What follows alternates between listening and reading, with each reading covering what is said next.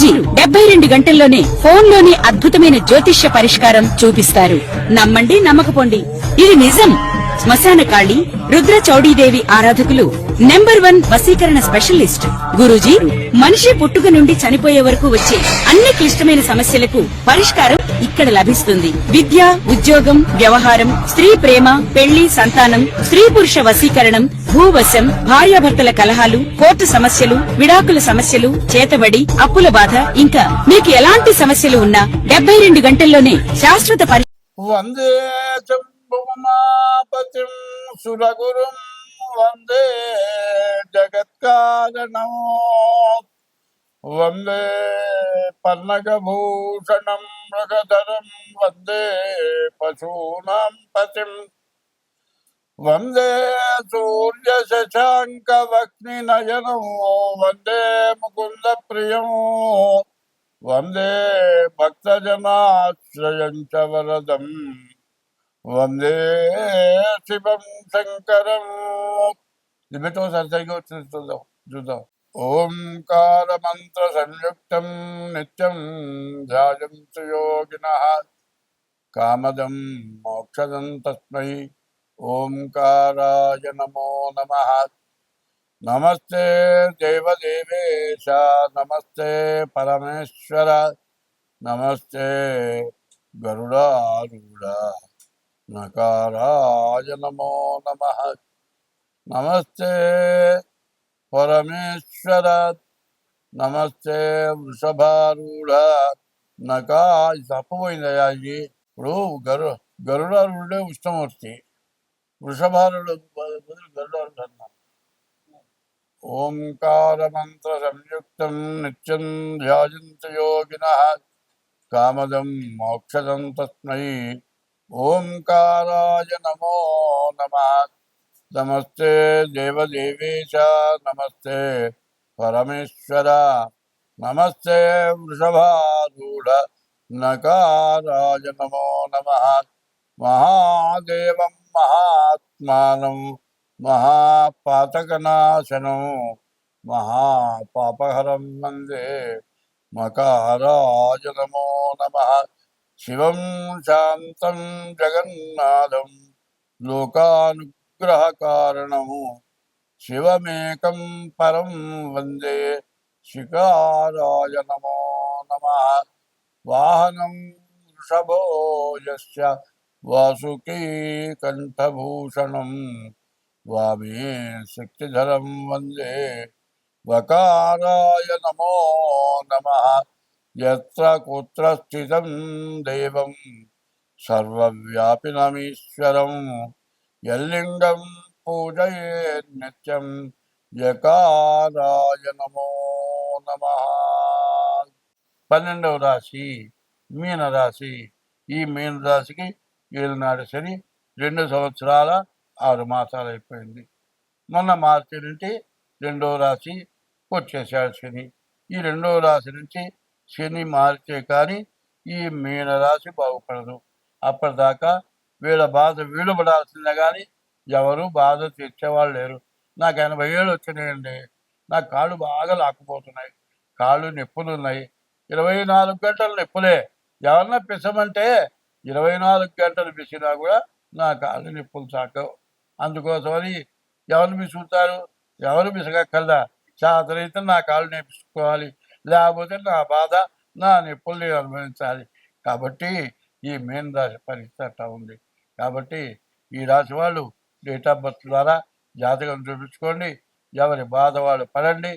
కాక date of birth ద్వారా జాతకం చూపించుకోవడమే కాక ప్రత్యేకించి చెప్పేది, ఎవరైనా సరే నీ ఇష్టదైవాన్ని పూజించండి. తర్వాత ప్రతివాళ్ళు కూడా దగ్గరలో ఉండి దేవాలయానికి వెళ్ళండి.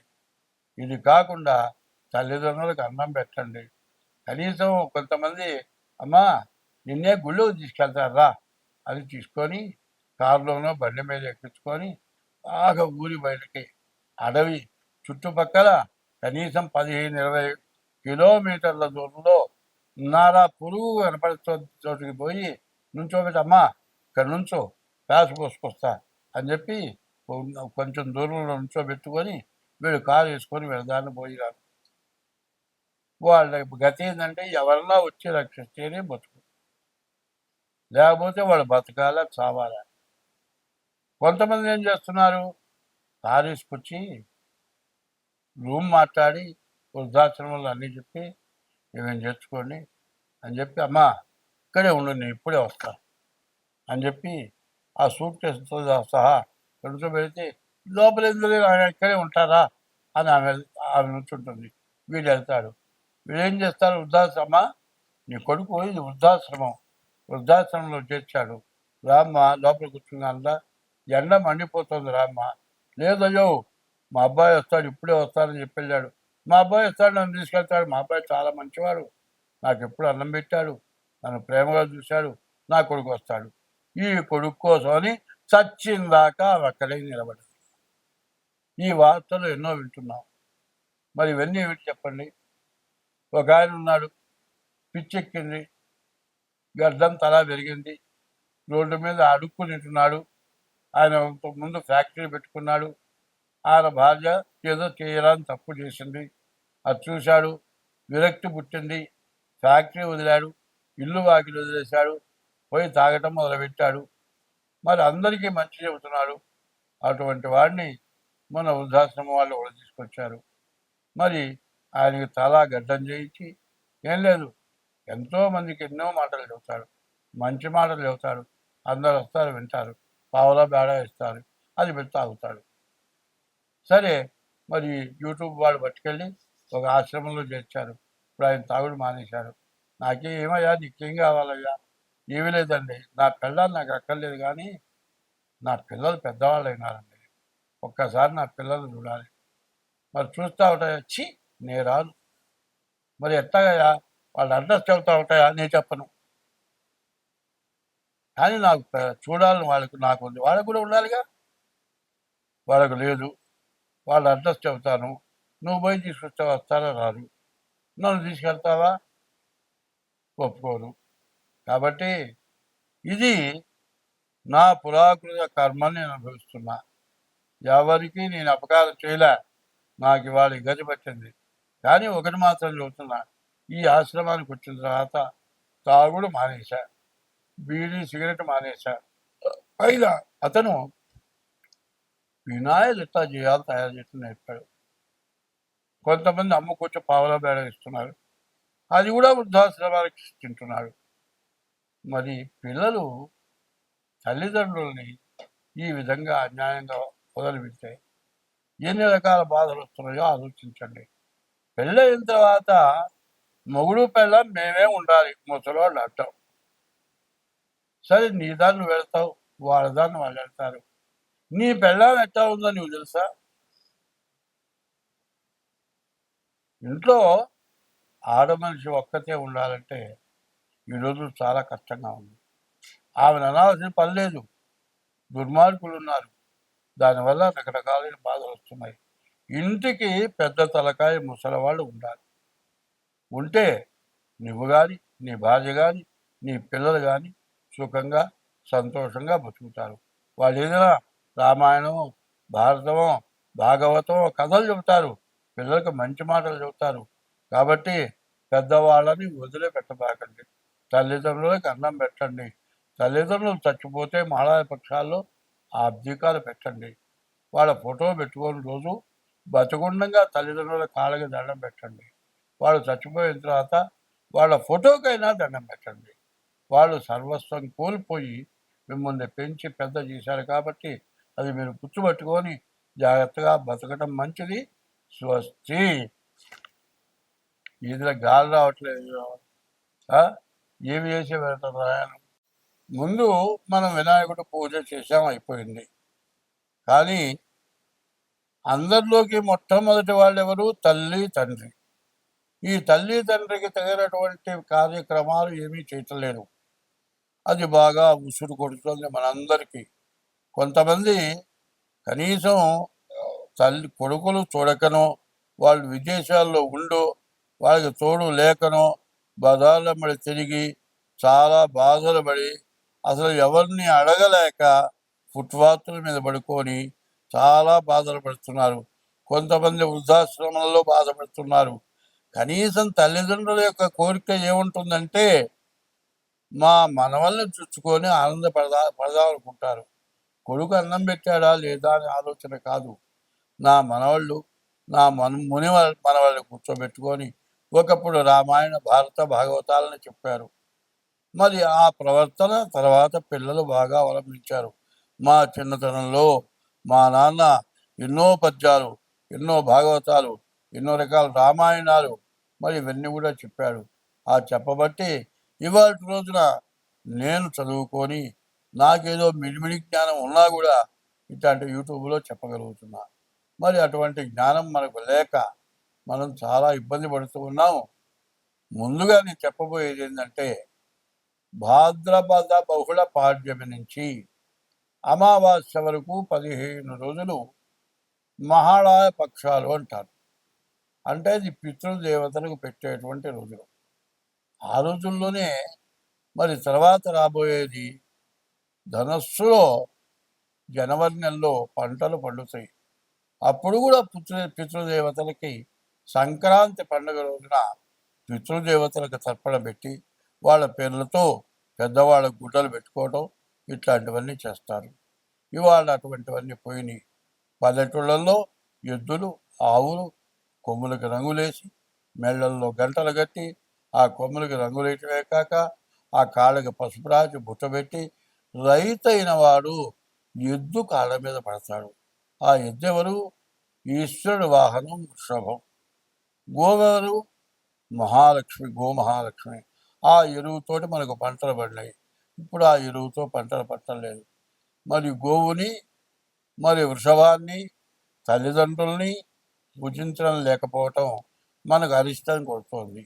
ఇప్పటి వరకు తెలిసి కానీ తెలియక కానీ మీరు కావాలని కానీ లెక్క లేక కానీ మీరు వాళ్ళ కార్యక్రమాలు చేయకుండా ఉంటే మరి భాద్రపద శుద్ధ పాడ్యమి నుంచి అమావాస్య వరకు 15 రోజులు, పాడ్యమి నుంచి సప్తమి వరకు 7 రోజులు, అష్టమి తర్వాత నవమి నుంచి అమావాస్య వరకు 7 రోజులు, ఇటు 7 రోజులు ఇటు 7 రోజులు, మధ్యలో అష్టమి 8వ రోజు మధ్యాష్టమి అంటారు. తల్లిదండ్రులు పోయిన తిథి తెలియని వాళ్ళు ఆ మధ్యాష్టమి రోజున కాదండి, తల్లిదండ్రులు తద్దినం పెట్టాలండి. జ్వరం వచ్చింది కాదు, మొన్న కరోనా వచ్చింది, కనీసం స్పృహలో లేడు మనిషి, లేచి తిరగటం లేదు. ప్రతి సంవత్సరం తద్దినం పెట్టేవాళ్ళైనా సరే మంచంలో ఉండి లేచి కూర్చోలేక ఇబ్బంది పడేవాళ్ళు. కానీ ఆ మధ్యాష్టమి రోజున తల్లిదండ్రులకి పిండ ప్రదానం చేయాలి. దానికి ఏం చెప్పాడు? 7 తరాలు చెప్పాడు. ఆదౌ పిత తదా మాత సాపత్ని జననీ తదా మాతామహ సపత్నీక ఆత్మపత్ని శ్వనంతరం సుతభ్రాతృ పితృవ్యాశ్చ మాతుల సహభార్యకా దుహితా భగినీ దౌహిత్రో భాగినేష్క పితృస్వస మాతృస్వస జామాత భావుక స్పృశాని. 7 తరాల వాళ్ళకి తర్పణ వదలాలి, పిండ ప్రదానం చేయాలి. ఈ పిండ ప్రదానం కాకుండా బ్రాహ్మణులకు వేరే ఒక విధానం చెప్పాడు. బ్రాహ్మణులకి ఏంటంటే ఆ తద్దినం పెట్టిన తర్వాత ఒక పక్క పితృస్థానంలో ఒక బ్రాహ్మణుడు ఉంటాడు, ఒక పక్క విశ్వేదేవ స్థానంలో ఒక బ్రాహ్మణుడు ఉంటాడు. ఆ ఇద్దరి మధ్యలో నువ్వుల నీళ్ళతో అలికి దర్భలు వేసి ఏకేచ అస్మత్కులే జాతా అపుత్రా అస్మత్ ఏకేచ భూమౌ దత్తేన పిండేన తృప్తాయంతు మదా పదాంగతం అని ఆ వికలపిల్లను చుట్టూతా నీళ్ళు పోస్తారు. అగ్నిదగ్ధాశ్చ అనగ్నిదగ్ధాశ్చ మార్జయంతాం ఏదత్తిలోకవరి.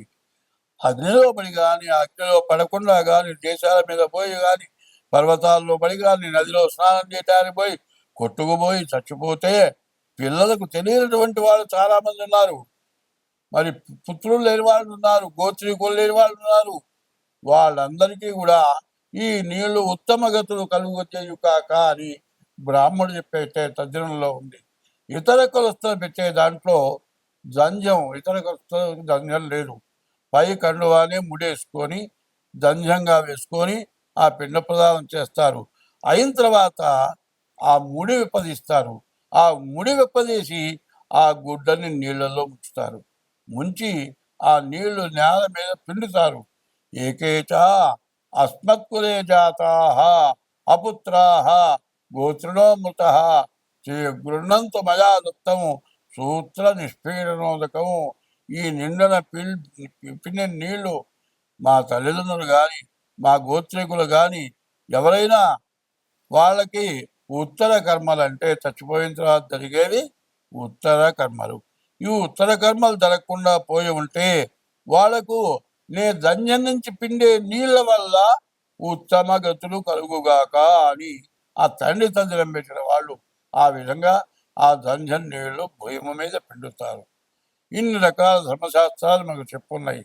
కానీ మరి వినాయక చవితి పూజ చేశాం, దసరా వచ్చింది అమ్మవారి పూజ చేస్తున్నాం, కార్తీక మాసం వచ్చింది ఈశ్వరుడు పూజ చేస్తున్నాం, మార్గశిర మాసం విష్ణుమూర్తి పూజ చేస్తున్నాం. భాద్రపద మాసంలో చెప్పిన విధి విధానంగా తల్లిదండ్రుల యొక్క శ్రాద్ధం పెట్టాలి. ఆ శ్రాద్ధం పెట్టనటువంటి వాళ్ళకి ఉత్సవగతులు లేవు. కాబట్టి తర్వాత ఇంకోటి చెప్పారు, ఎవరైనా సరే మరణిస్తే వాడి ప్రాణాన్ని యమదూతలు తీసుకొని అక్కడ వదిలేసి వెళ్ళిపోతారు. వెంటనే వెళ్ళిపోయిన తర్వాత ఈ కొడుకైనటువంటి వాడు బ్రాహ్మణులు అయితే 12 రోజులు, కొంతమంది 11 రోజులు, కొంతమంది 15 రోజులు, కొంతమంది 16 రోజులకి కర్మ చేస్తారు.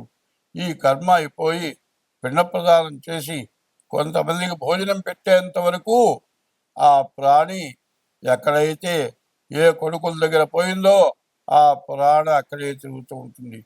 వీరు చేసిన దాన ధర్మాలు అన్నదానాలతో సహా అయిపోయిన తర్వాత యమదూతలు వచ్చి తీసుకెళ్తారు. ఈ యమదూతలు తీసుకొని వెళ్ళిన తర్వాత వీళ్ళు చేసిన పాపాలు ఏవైనా ఉండేట్లయితే యముడు వాళ్ళని ఏం చేస్తాడు, అక్కడి నుంచి వాళ్ళే మహాపాపాలు అయితే వాళ్ళ శిక్షలు వేరే ఉంటాయి. కాదు, కొంతమంది పుణ్యాత్ములు అయితే వాళ్ళు స్వర్గంలో ఉంటారు. అటు ఇటుగానే వాళ్ళు కొంతమంది ఉంటారు, ఆ ప్రాణాన్ని వదిలిపెట్టేస్తారు. వాళ్ళు ఏం చేస్తారు, శ్మశానంలో ఆ ప్రాణి తిరుగుతూ ఉంటుంది. అంత కొంతకాలం ఉంటుంది. ఆ తర్వాత ఆ ప్రాణికి మళ్ళీ జననం వస్తుంది. ఆ వచ్చేంత వరకు ఆ ప్రాణి ఆ యమలోకంలో ఉండాల్సిన ప్రాణి మరి శ్మశానంలో ఉంటుంది. అక్కడ క్షుద్రశక్తులు, భూతాలు, ప్రేతాలు, పిశాచాలు ఇటువంటివన్నీ కూడా వాళ్ళని వేధిస్తూ ఉంటాయిట. ఈశ్వరుడు కైలాసవాసి అయినటువంటి ఈశ్వరుడు ఏం చేస్తున్నాడు, శ్మశానంలో ఉంటున్నాడు. శ్మశానంలో ఎందుకు ఉంటున్నాడు, ఆయన బతకలేక కానీ, ఆయనకి తిండి లేక కానీ, ఆయనకి ఇల్లు లేక కానీ, మరి ఆయన పోషించేవాడు లేక కానీ ఉండట్లా. ఈశ్వరుడు ఎవరికి ఇచ్చిన ఐశ్వర్యం ఈశ్వరుడే. ధనం ఎవరికన్నా వచ్చింది అంటే ఈశ్వరుడు వల్లే వచ్చింది. ఈశ్వరుడు ఎటువంటి మంచివాడు అంటే, ప్రేమమయుడు అంటే, శ్మశానంలో ఈ ప్రాణం పోయిన జీవాలని భూత ప్రేత పిశాచాల బాధలు పెడుతుంటే వాటిని తప్పించి రక్షించడం కోసమని శ్మశానవాసిగా శ్మశానంలో ఈశ్వరుడు ఉండి వాళ్ళని రక్షిస్తూ ఉంటారు. వాళ్ళు ఎప్పుడు కూడా సంవత్సరంలో ఒకరోజు నా పిల్లలు ఉన్నారా, నాకు పిండ ప్రదానం చేస్తారా అని ఎదురు చూస్తూ ఉంటారు. అట్లా ఎదురు చూస్తే అప్పుడు ఎవడైతే పిండ ప్రదానం చేస్తారో ఆ పిండ ప్రదానం చేసినప్పుడు వాళ్ళకి మళ్ళీ ఉత్తమ గతులు కలుగుతాయి. ఒక తోట కార్తీక పురాణంలో చెప్పారు, ఒకడు చక్రవర్తి రాజ్యాన్ని పరిపాలన చేశాడు. వాడికి ఒక కొడుకు పుట్టాడు. వాడు దుర్మార్గుడు, పూర్తిగా వ్యభిచారి, ధనం కావాలి. తండ్రి పరిపాలించినటువంటి పరిపాలన ఎవరు చేయలేరు. ఈ కొడుకు అందరినీ దోచుకొని తింటున్నాడు. అట్లా బాధలు పెడుతుండగా చివరికి ఇతర రాజులు వచ్చారు, శత్రురాజులు వచ్చారు. ప్రజలకు కూడా ఈ కొడుకైన రాజు మీద జనానికి విరక్తి కలిగింది. అప్పుడు ఇతర రాజుల్ని ప్రోద్బలం చేశారు. వాళ్ళు వచ్చారు, యుద్ధం చేశారు, యుద్ధంలో గెలుచుకున్నారు. మహాచక్రవర్తి అయిన మహాపుణ్యాత్ముడైనటువంటి రాజు కొడుకు అరణ్యంలోకి వెళ్ళాడు. అరణ్యంలోకి వెళ్తే అప్పటిదాకా పిల్లలు లేరు. కొంతకాలానికి పిల్లలు లేకుండా పోయినారు. కొంతకాలం గడవగా గడవగా వాడికి 2 ఆడపిల్లలు పుట్టారు. ఒక ఆడపిల్లలిద్దరు కూడా చాలా అందంగా ఉన్నాడు. ఒక రాజుగారు వేటకొచ్చాడు. ఆ పిల్లల్లో మొదటి పిల్లను చూశాడు. ఆ పిల్ల మీద మోజుపడ్డాడు ఆ రాజుగారు. అయ్యా, నాకు ఈ పిల్లనివ్వరా, నువ్వు దరిద్రం అనిపిస్తున్నావు, నేను పట్టపురాణం చేసుకుంటాను అని అడిగితే వాడికి కూడా ఒక కోరిక కలిగింది. నాకు కూడా ఒక కోరిక ఉందయ్యా, నన్ను కూడా మరి పట్టపురాజు చేయవయ్యా అంటే అది వల్ల కాదు, కానీ నీకు ఎంత ధనం కావాలంటే అంత ధనం ఇస్తానని చెప్పాడు. ఆ ధనం ఇస్తారంటే ఆ డబ్బులు తీసుకొని వాడికి ఆ పిల్లని ఒప్పచెప్పాడు. మరి చంద్రు చక్రవర్తి గొప్పవాడు. అటువంటి వాడి కొడుకు ఏం చేశాడు? ఆడపిల్లను అమ్ముకున్నాడు. ఎందుకంటే ప్రతివాడు ఆడపిల్లను కనాలి, ఆడపిల్లను కన్యాదానం చేయాలి. కన్యాదానం చేసేప్పుడు దశ పూర్వేషాం దశాపరేషాం మద్వంశానాం సర్వేషాం పితృణాం నరకాతు ఉత్తీర్య స్వర్గలోక ప్రాప్త్యర్థం అని చెప్పి సంకల్పంలో, మహాసంకల్పంలో చెప్పబడి ఉన్నది. అటువంటి దాన్ని వదిలిపెట్టి రాజ్య భ్రష్టత్వం పట్టి కందమూలాలు తింటూ కన్న పిల్లని డబ్బుకి అమ్ముకున్నాడు. అప్పుడు తన తండ్రి అయినటువంటి చక్రవర్తి స్వర్గలోకంలో ఉన్నాడు. కొడుకు ఆడపిల్లలు అమ్మకుండంటే అంత చేత ఆ పాపం చుట్టుకొని యమలోకంలో వచ్చేశాడు. యమలోకంలో బాధలు పడుతూ, నాయనా, నేనేం పాపం చేయలేదు కదా, యమధర్మరాజా, నీవు ధర్మాన్ని తప్పనటువంటి వాడివి, యమధర్మం అన్నారు, నీవు ధర్మాన్ని ఎప్పుడు రక్షిస్తావు, ఆ ధర్మాన్ని ఎప్పుడు శిక్షిస్తావని చెప్పున్నది కదా, నాకు ఈ గతి వచ్చిందంటే, నాయనా, తల్లిదండ్రులు చేసిన పాపాలు పిల్లలు అనుభవించాలి, పిల్లలు చేసిన పాపాలు తల్లిదండ్రులు అనుభవించాలి. నీ కొడుకు ఆడపిల్లను అమ్ముకున్న మాత్రం చేత నీకు ఇటువంటి గతి పట్టింది. మరి నా గతి ఎట్లాగో అంటే నేను చేయగలిగింది ఏమీ లేదు. నీ కొడుకు చేసిన పాపం నువ్వు అనుభవించాల్సింది. అయితే నీకు ఒక రూపం ఇస్తా, ప్రత్యేకమైన రూపం, ఒక వెలుగు లాంటి రూపం ఇస్తా. నీ కొడుకు దగ్గరికి వెళ్ళి, నాయనా, ఇట్లాంటి పని చేయటం వల్ల, ఈ పిల్లను అమ్ముకోవటం వల్ల నాకు ఈ గతి పట్టిందిరా నాయన అంటే, అప్పుడు ఆ కొడుకు ఏం చేశాడు? రెండో పిల్లకి కన్యాదానం చేసి వివాహం చేశాడు. ఆ వివాహం చేసిన తర్వాత తండ్రి నరకం నుంచి మోక్షానికి వెళ్ళాడు. కన్యాదానం చేసిన తర్వాత మళ్ళీ తిరిగి తన రాజ్యం తనకు వచ్చింది. తర్వాత అదే కాదు, పెద్దవాళ్ళు చెప్పినట్లుగా మహారాజ పక్షాల్లో తన తండ్రికి పిండ ప్రదానం చేశాడు. ఎప్పుడైతే పిండ ప్రదానం చేయడమే కాక ఆడపిల్లను కన్యాదానం ఎప్పుడైతే చేశాడో పాపం అంతా కూడా నశించిపోయి అతను మరి మంచి రాజై, చక్రవర్తి అయి, గొప్ప రాజ్యాన్ని పరిపాలన చేసి తన తండ్రులు, తన తాతలు, తన ముత్తాతలు చేసిన పాపం అంతా కూడా పోయి ఆ వంశమంతా కూడా విముక్తి పొంది మోక్షానికి పోయినారట. కాబట్టి అటువంటి మహాక్రతువు మహాళాయ పక్షాల్లో మధ్యాష్టమి. అది కాదండి, మధ్యాష్టమి రోజు నాకు కుదరలేదు, నేను ఉద్యోగం చేసుకుంటున్నాను, నాకు సెలవు ఇవ్వటం లేదు, ఈ 15 రోజుల్లో ఆదివారం అయినా పెట్టుకుంటా, ఆదివారం అయినా పెట్టు, కానీ పితృకార్యం మానకూడదు, పితృదేవతల్ని మర్చిపోకూడదు. తల్లిదండ్రుల్ని ఎవరైతే గౌరవంగా, తల్లిదండ్రులకు పొద్దున్నే నిద్ర లేచిన తర్వాత తల్లిదండ్రులకు నమస్కారం చేయాలి, తల్లిదండ్రులకు అన్నం పెట్టాలి. ఇప్పుడున్న పరిస్థితుల్లో అత్తాకోడళ్ళకి పడటం లేదు. కాబట్టి ఆడపిల్లలు కూడా చదువుకున్నారు, వాళ్ళు ఉద్యోగం చేస్తున్నారు. కోడలు పని చేయలేదు, నాకు కోపం వస్తుంది. కోడలేమో నేను ఉద్యోగం చేసి పనిక్కలు చేస్తానని ఆమెకు బాధ వస్తుంది. ఇట్లాంటి సమస్యల్లో పడి వీళ్ళు ఏం చేస్తున్నారు? తల్లిదండ్రులను తీసుకెళ్ళి వృద్ధాశ్రమంలో చేరుస్తున్నారు. అట్లా కాదు, వాళ్ళని సపరేట్గా పెట్టండి.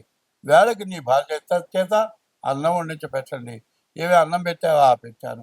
వెళ్ళి అమ్మ అన్నం పెట్టారని పెట్టింది. ఏమేసి పెట్టిందమ్మా? వంకాయ కూర చేసింది, పప్పు చేసింది, వంకాయ కూర పప్పు వేసి పెట్టింది అని చెప్తే, నీకు వంకాయ కూర పప్పు వేసి పెడితే నీ పిల్లం, నీ అమ్మ నాయన కూడా వంకాయ కూర పప్పు వేసి పెడితే నీ తల్లి చెప్పి తప్పనిసరి. మరి అట్లా ఒకరినొకళ్ళు విధించడం కాదు, ఒకరినొకళ్ళు వేధించడం కాదు, జాగ్రత్తగా నమ్రతగా మంచిగా చెప్పుకొని తల్లి భార్య ఇద్దరు ఇద్దరే, ఇంటికి లక్ష్మీదేవులు, వాళ్ళని జాగ్రత్తగా చూసుకోవటం.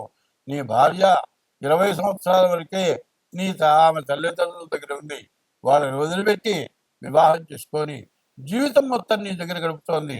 కన్న తల్లిదండ్రులు సకలం త్యజించి సర్వం ఖర్చు పెట్టి నీకు చదువు చెప్పించి ఉద్యోగం ఇప్పించి అన్నీ చేస్తే నువ్వేమో తల్లిదండ్రులకు అన్నం పెట్టడం లేదు. భార్యతో నువ్వు ఉంటున్నావు, అది కొంతకాలం జరిగిపోతుంది. వయసు పెరిగిన తర్వాత తల్లిదండ్రులతో పాటు భార్యను కూడా కష్టపెడుతున్నావు. ఎప్పుడు కూడా గృహస్థాశ్రమ ధర్మం అనేది ఉంటుంది. ఎప్పుడు కూడా గృహస్థైన వాడు తను తినేటప్పుడు ఎవరికి వాళ్ళకి అన్నం పెట్టాలి. అది పోయి చివరికి తల్లిదండ్రులకు అన్నం పెట్టకపోవటం, ఆఖరికి సంవత్సరం రోజున తల్లిదండ్రులు పెట్టకపోవటం, మరి మహాళాయల అమావాస్య కాకుండా సంక్రాంతి పండగ, సంక్రాంతి పుణ్యకాలం రోజున పితృతర్పణం చేయాలి. ఏం చేస్తున్నారు? చేయటం లేదు, నేను అంటల్లా, చేసేవాళ్ళు చేస్తున్నారు. చేసేవాళ్ళు పిల్లలకి చెప్పటం లేదు. అందరూ కూడా ఈ వివరంగా నేను ఇన్నాళ్ళ నుంచి జ్యోతిష్యంగా చెప్పింది ఇది ధర్మం. ధర్మో రక్షతే రక్షిత. ధర్మాన్ని నువ్వు రక్షిస్తే నిన్ను ఆ ధర్మం రక్షిస్తుంది. ధర్మో రక్షతే రక్షిత. ధర్మాన్ని నువ్వు రక్షిస్తే నిన్ను ధర్మం రక్షిస్తుంది. ధర్మస్య జయోస్తు. నువ్వు ధర్మంగా ప్రవర్తిస్తే ధర్మం వల్ల నిన్ను జయింపజేస్తుంది. నువ్వు అధర్మం చేస్తే అధర్మస్య నాశోస్తు. నువ్వు అధర్మం చేస్తే నాశనమైపోతావు. ప్రాణిసు సద్భావనాస్తు. మరి విశ్వస్య కళ్యాణ వస్తువు. అన్ని రకాల ప్రాణులు ఉన్నాయి, 33 కోట్ల రకాల ప్రాణులు ఉన్నాయి.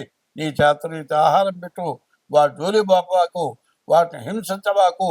అట్లా ఉండేట్లయితే ప్రాణిసు సద్భావనాస్తు. ప్రాణుల్ని హింసించకుండా ఉంటే విశ్వస్య కళ్యాణమస్తు. విశ్వమంతా కూడా ఆనందంగా తీర్చిదిద్దబడి మన హిందూ మతంలో చెప్పినటువంటి వేదవాక్యాలు ఇవి. వీటిని ప్రతి వాళ్ళు, మానవ జన్మ ఎత్తిన వాళ్ళు, జ్ఞానం ఉన్నవాళ్ళు అందరూ కూడా, మీరు జ్ఞానం లేని వాళ్ళు అంటల్లా, అందరికీ జ్ఞానం ఉంది, కానీ దాన్ని చెప్పేవాళ్ళు చెప్పటం లేదు. చెప్పాల్సిన అవసరం ఉంది. నేనే గొప్పవాడిని అంటల్లా, నాలాగా చాలామంది చెబుతున్నారు. ఈ మహాలయ పక్షాల్లో పితృశ్రాద్ధాలు తప్పకుండా పెట్టండి.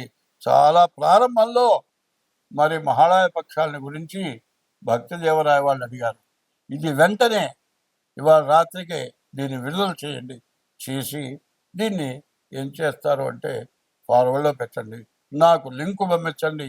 అందరూ చేస్తే మీరు, మీ కుటుంబం అందరూ సకల ధర్మంతో, సకల సుఖ సంతోషాలతో అందరూ బాగుంటారు. స్వస్తి.